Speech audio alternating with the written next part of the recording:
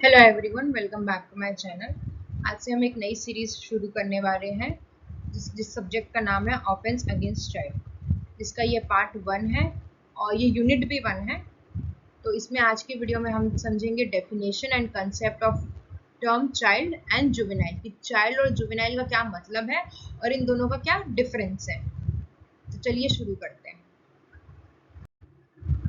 एक बार हम यूनिट 1 के टॉपिक्स देख लेते हैं कि हम कौन कौन से टॉपिक कवर करने वाले हैं यूनिट 1 में। तो यूनिट 1 का जो मेन टॉपिक का नाम है वो है concept of child and juvenile, जिसमें हम देखेंगे definition and concept of term and child and juvenile, जो कि हम आज डिस्कस करने वाले हैं।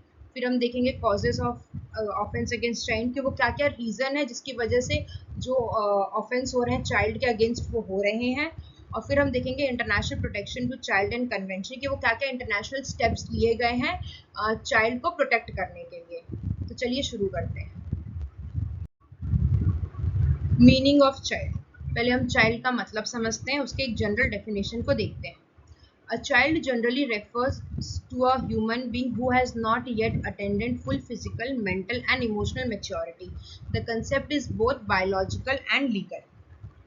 चाइल्ड का कंसेप्ट सिर्फ लीगल नहीं बल्कि biological plus social plus legal तीनों एक्सपेक्ट्स को कवर करता है। ठीक है, बेसिकली चाइल्ड का मतलब ये होता है कि उस ह्यूमन बीइंग ने जिसने अपनी पूरी फिजिकल, मेंटल और इमोशनल मैच्योरिटी अटेंड नहीं की हो। एज क्राइटेरिया की बात करें तो बायोलॉजिकल वर्सेस लीगल कंसेप्ट में, बायोलॉजिकल सेंस में देखा जाए तो a child is a person from birth till adolescent. Biological sense में बर्थ से लेकर एडोलेसेंस तक का जो फेज होता है वो चाइल्ड के अंडर होता है। ये साइंटिफिक मेडिकल अंडरस्टैंडिंग है, इसमें एग्जैक्ट एज फिक्स्ड नहीं होती है। अगर हम लीगल सेंस में बात करें तो the age limit varies depending on the statute, but commonly below 18 years is considered a child. Law को क्लैरिटी चाहिए होती है, इसलिए फिक्स्ड एज लिमिट डिफाइन की जाती है। जनरली 8 ईयर्स के जो बिलो के जो ह्यूमन बींग होते हैं उनको हम चाइल्ड बोलते हैं। Difference between a minor and a child, अब हम समझेंगे कि माइनर और चाइल्ड के बीच में क्या डिफरेंस है। डिफरेंट लॉज अपने पर्पस के अकॉर्डिंग एज डिफाइन करते हैं। ये एग्जाम में लिखने के लिए बहुत ही ज्यादा एक इंपॉर्टेंट पॉइंट है जो कि आप मेंशन कर सकते हैं। अगर हम चाइल्ड की बात करें तो उसके अगर नेचर की बात करें तो चाइल्ड का जो जो चाइल्ड का जो बेसिक वो है कंसेप्ट है वो बहुत ही ब्रॉड है, बल्कि माइनर का के अंडर वो एक स्ट्रिक्ट लीगल कंसेप्ट में है। चाइल्ड का जो स्कोप होता है वो सोशल प्लस लीगल होता है और माइनर का जो स्कोप होता है वो सिर्फ लीगल होता है। यूसेज की बात करें तो चाइल्ड के लिए वेलफेयर लॉज होते हैं और माइनर के लिए प्रॉपर्टी, कॉन्ट्रैक्ट और गार्डियनशिप, ये सारे लॉज होते हैं। Under the Indian Maturity Act 1875, a minor is a person who has not completed 18 years of age, with some exceptions like guardianship cases. Indian majority act 1875 के under minor एक वो इंसान है जिसने 18 साल की उम्र कंप्लीट नहीं की है। कुछ केसेस को हम एक्सेप्शन में रखते हैं, जैसे कि गार्डियनशिप, प्रॉपर्टी या कॉन्ट्रैक्ट से रिलेटेड जो केसेस होते हैं। Thus, all minors are children, but all children are treated identically under different laws. All conclusion में ऐसे समझो कि जो सारे माइनर्स हैं वो चिल्ड्रन हैं, पर जो चिल्ड्रन है वो हर लॉ में सेम तरीके से ट्रीट नहीं किए जाते हैं। अब हम देखेंगे meaning of juvenile. Definition in legal context, legal context में जुवेनाइल का क्या डेफिनेशन है। A juvenile refers to a person who is below specified age, generally 18 years, and is dealt with under juvenile justice laws, especially in cases involving offenses. Juvenile एक technical legal term है जो mainly criminal law में use होता है। ठीक है, simple language में समझा जाए तो जुवेनाइल वो चाइल्ड जो लॉ के कंटेक्स्ट में डील हो रहा है, स्पेशली ऑफेंस के केसेस में। अगर कोई बच्चा जो 18 ईयर्स के से कम का है, उसने अगर कोई ऑफेंस कमिट किया है तो वो उसको जुवेनाइल बोला जाएगा, और वो नॉर्मल जो लॉज होते हैं जो आईपीसी या सीआरपीसी वो उसके अंडर गवर्न ना होके जुवेनाइल जस्टिस लॉज के थ्रू गवर्न होता है। Juvenile versus child conceptual distinction, इसका हम एक बार डिफरेंस समझ लेते हैं। चाइल्ड जनरल टर्म है जो कि वेलफेयर ओरिएंटेड होता है, और जुवेनाइल जो होता है used mainly legal and criminal justice, legal और क्रिमिनल जस्टिस के कंटेक्स्ट में यूज होता है juvenile word. A juvenile is often referred to when the child is in conflict with law और under consideration, under judicial consideration. Juvenile जो होता है वो एक लीगल क्रिमिनल लॉ का टर्म है जो कि जस्टिस सिस्टम से ओरिएंटेड होता है और मोस्टली ऑफेंसेस केसेस में यूज किया जाता है। जो बच्चों ने क्राइम कमिट किया है इन कॉन्फ्लिक्ट विथ लॉ उनको जुवेनाइल बोला जाता है, या फिर जो बच्चे जो जुडिशियल कंसिडरेशन के अंडर होते हैं। Used in criminal law, the term juvenile is specifically used in criminal jurisprudence to denote a person below 18 years accused of committing an offense. Juvenile का यूज होता है जब पर्सन बिलो 18 इयर्स हो और offence commit करने का allegation हो, इसलिए क्रिमिनल लॉ में फोकस पनिशमेंट पे नहीं होता बल्कि रिफॉर्म और रिहैबिलिटेशन पे होता है। अब हम देखेंगे legal definitions under Indian law, कौन कौन से डिफरेंट बेयर एक्ट्स के थ्रू डिफरेंट डेफिनेशन दिए गए हैं जुवेनाइल और चाइल्ड के। अब हम ये देखेंगे। ये पार्ट बहुत ही इंपॉर्टेंट है अगर आप एग्जाम में लिखेंगे, क्योंकि इससे एग्जामिनर को समझ में आएगा कि आपने सारे लॉज बहुत अच्छे से पढ़े हैं विद सेक्शन। तो एक बार ये वाला जो स्लाइड है आप अच्छे से देख लें और कहीं ना कहीं आप नोट डाउन कर लें ताकि आपको ये चीजें याद रहें। सबसे पहले हम देखेंगे under juvenile justice care and protection of children act 2015, जिसमें जो चाइल्ड ये बोला गया है कि जो चाइल्ड है अगर वो 18 साल से कम है, कोई भी पर्सन अगर 18 साल से कम है, जिसने 18 साल की उम्र कंप्लीट नहीं की है तो उसको चाइल्ड बोला जाएगा। The act uses the terms child in conflict with law, child in need of care and protection. दो कैटेगरीज में इसको डिवाइड किया गया है। पहला है CCL, that is child in conflict with law, and next is CNCP, that is child in need of care and protection. ये act core legislation है जुवेनाइल जस्टिस का। नेक्स्ट है under penal Indian penal code 1860, does not directly define child but provides section 82 no criminal liability before 7 years, section 83 conditional liability from 7 to 12 years।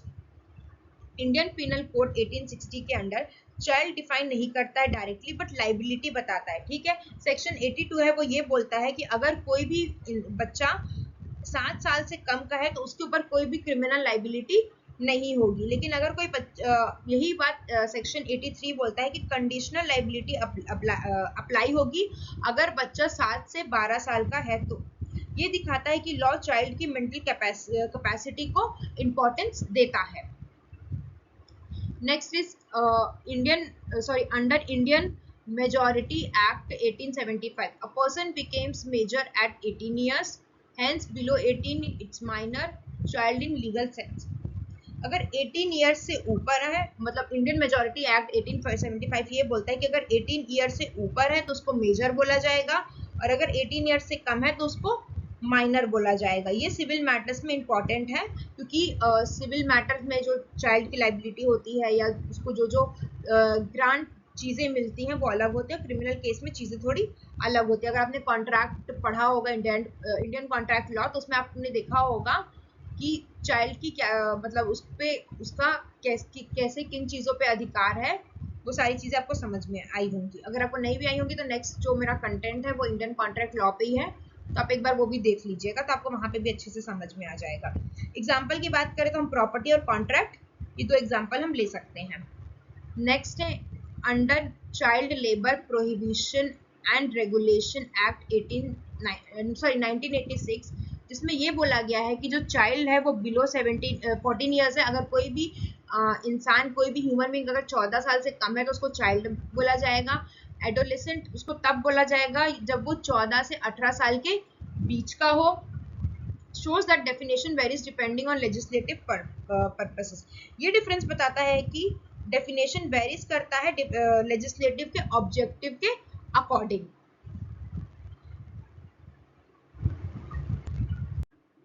Juvenile in conflict with law versus juvenile in need of care and protection. अब हम ये समझेंगे कि juvenile जो होते हैं वो conflict with law और child in care and protection के बीच का डिफरेंस क्या है और इसका मतलब क्या है।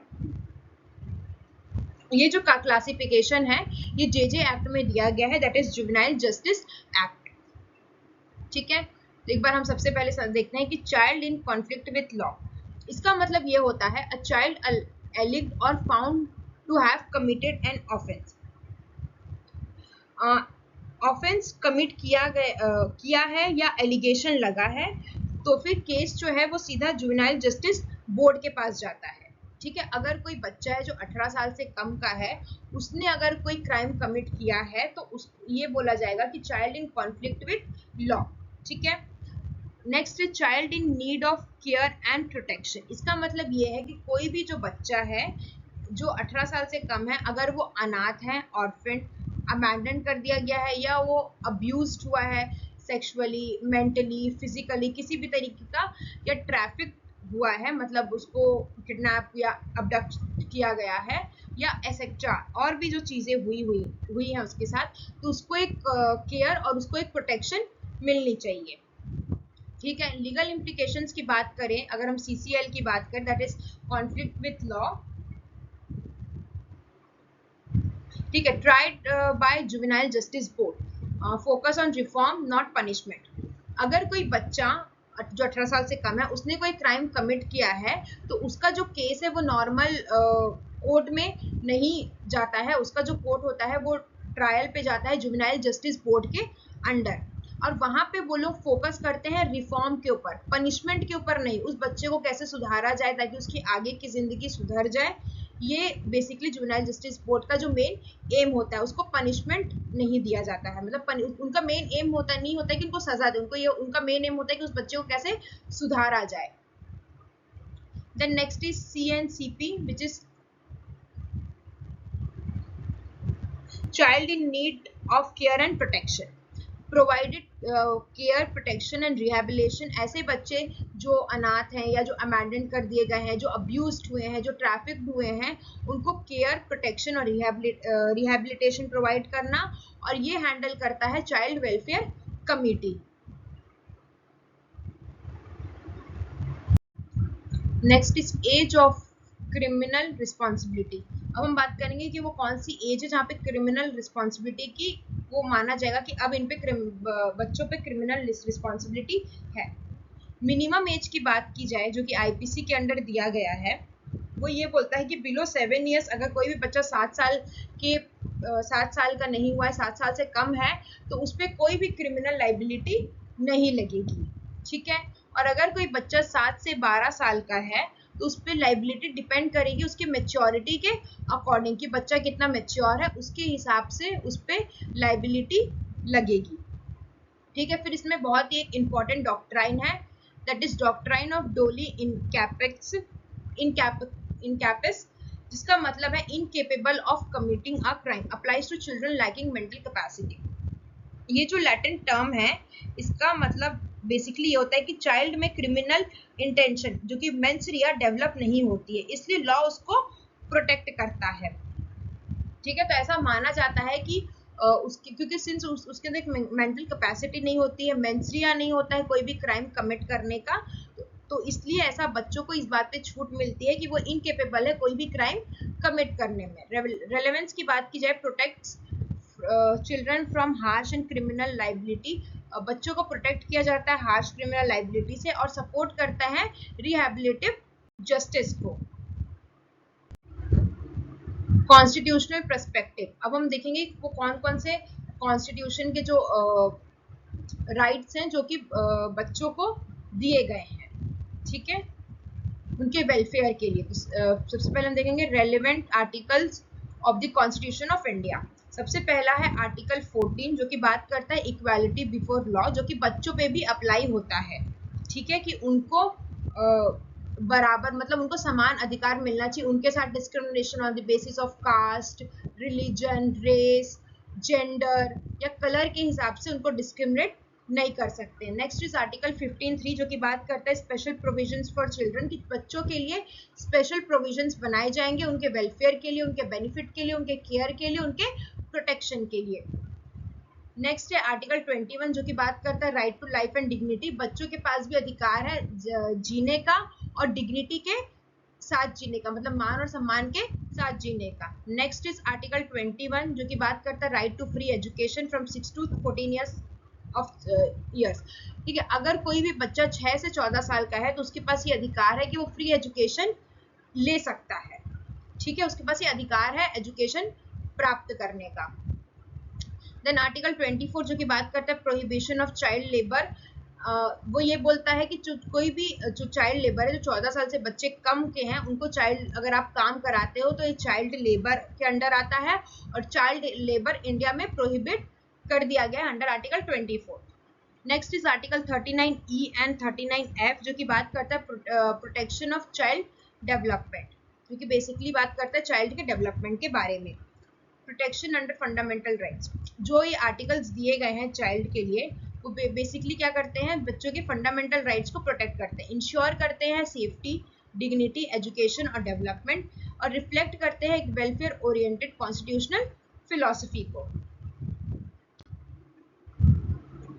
नेक्स्ट है इंटरनेशनल पर्सपेक्टिव। इंटरनेशनल पर्सपेक्टिव से बात की जाए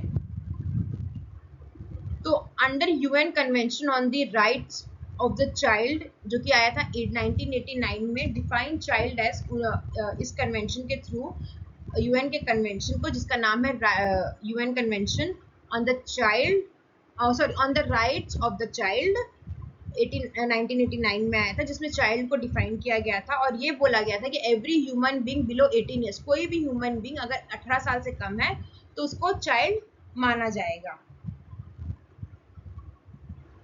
ठीक है, देन ग्लोबल स्टैंडर्ड्स की बात करें तो best interest of the children, so of the child, right to survival, protection, participation, development, India is a signatory, influences domestic law.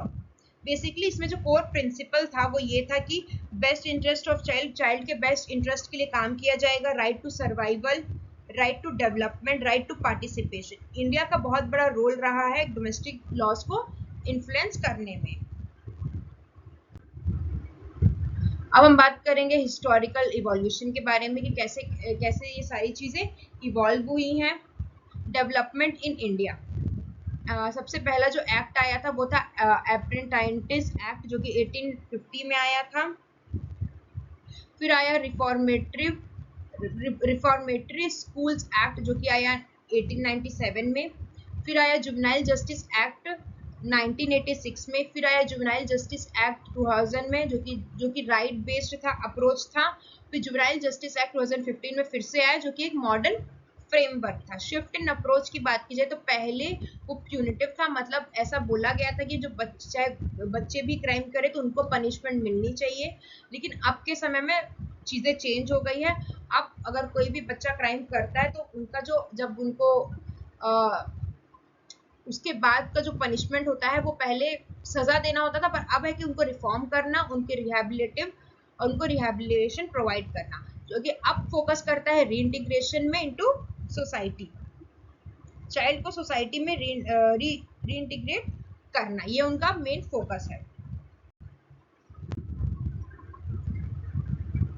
Judicial interpretation, अब हम कुछ लैंडमार्क जजमेंट्स देख लेते हैं। सबसे पहला केस है वो है Pratap Singh versus state of Jharkhand जो कि आया था 2005 में, जिसमें age determination date of offence, जिसमें ये बोला गया था कि एज डिटरमाइन ऐसे किया जाएगा जब जिस दिन ऑफेंस कमिट हुआ हो। ठीक है, और ये बहुत ही क्रूशियल एक्सपेक्ट होगा। Then Hariram versus state of Rajasthan 2009, इस केस में बेनिफिशियल इंटरप्रिटेशन फॉर जुवेनाइल्स के बारे में बात की गई थी। Then next is Mukesh versus state जो कि ये निर्भया केस है 2017 में, जिसका जो डिसीजन आया था वो था debate on juvenility in heinous crime. इसमें बहुत बड़ा डिबेट हुआ था जुवेनाइल का, अगर वो कोई हीनियस क्राइम कमिट करते हैं तो। अगर आपको याद होगा तो जो निर्भया केस में जो एक रेपिस्ट था वो जुवेनाइल था, उसने अपना 18 साल का उम्र कंप्लीट नहीं किया था। तो इस बात पे बहुत ही बड़ा डिबेट था, क्योंकि जो क्राइम हुआ था वो बहुत ही हीनियस क्राइम था, बहुत ही सीरियस एक ऑफेंस था। तो अगर कोई बच्चा उस सीरियस ऑफेंस में वो कमिट कर रहा है तो उसकी लाइबिलिटी क्या होगी, इस बात को लेके बहुत ही डिबेट हुआ। और उसके बाद ही जुवेनाइल जस्टिस बोर्ड के एक्ट में 2015 में जब 2015 में जब वो एक्ट आया तो उसमें एक नया रिफॉर्म आया, जो कि हम आगे चल के पढ़ेंगे। सुप्रीम कोर्ट का जो अप्रोच है वो ये है कि लिबरल इंटरप्रिटेशन रखना और वेलफेयर और रिफॉर्म को प्रायोरिटाइज करना। इंपॉर्टेंस ऑफ द डिस्टिंक्शन, अब इस डिस्टिंक्शन का इंपॉर्टेंस क्या है। Why law differentiates children lack maturity and judgement, greater scope of for reform. जो बच्चे होते हैं वो लैक करते हैं मैच्योरिटी को, इसलिए उनके पास रिफॉर्म करने की जो पॉसिबिलिटी होती है वो ज्यादा होती है।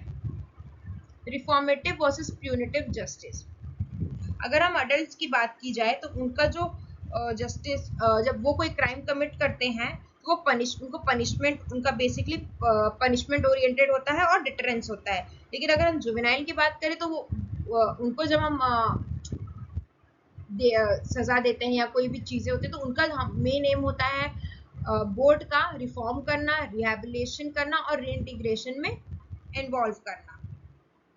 ऑब्जेक्टिव, इनका जो फाइनल एम होता है वो प्रोटेक्ट करना बच्चों के फ्यूचर को और रिड्यूस करना, और क्राइम को जो वो रिपीट करते हैं उस क्राइम का रिपीट ना होना, that is reduce रेसिडिविज्म।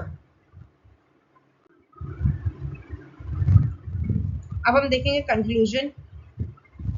The concept of child and juvenile are foundational to understanding juvenile justice. While both terms broadly refer to persons below 18 years, the distinction lies in their legal application, especially in criminal law. Indian law, supported by constitutional mandates and international conventions like the UNCRC, adopts a welfare-oriented and reformative approach, ensuring that children are treated not as criminal but as individual in need of care, guidance and rehabilitation. Child और juvenile दोनों terms broadly 18 years से कम as को refer करता है, लेकिन उनका legal protection application different होता है, स्पेशली क्रिमिनल लॉ में। Indian legal system supported by constitutional provisions and international commitments like the UNCRC, जो कि अडॉप्ट करता है welfare oriented and reformative approach को। इसका मेन ऑब्जेक्टिव पनिशमेंट देना नहीं बल्कि रिफॉर्मेशन, रिहेबिलिटेशन और रीइंटीग्रेशन है, ताकि चाइल्ड को एक रिस्पॉन्सिबल सिटीजन बनाया जा सके। So thank you so much everyone. ये जो हमारा जो फर्स्ट टॉपिक है जिसका नाम है, क्या नाम था, हाँ, definition and concept of term child and juvenile, ये हमारा यहीं पे कंप्लीट होता है। अगर आपको कोई डाउट्स हो, जो आपके डाउट्स क्लियर नहीं हुए हैं, तो आप कमेंट सेक्शन के थ्रू पूछ सकते हैं, ठीक है। और अगर आप चाहते हैं कि मैं कोई स्पेसिफिक सब्जेक्ट पे वीडियो बनाऊं तो आप वो भी कमेंट पे के थ्रू बता सकते हैं। अगर आपने अभी तक मेरा चैनल सब्सक्राइब नहीं किया है तो आप सब्सक्राइब कर दीजिए, साथ साथ बेल आइकन बटन प्रेस कर दीजिए, ताकि जब भी मैं इसका नेक्स्ट पार्ट लेके आऊँ तो आपके पास नोटिफिकेशन आ जाए।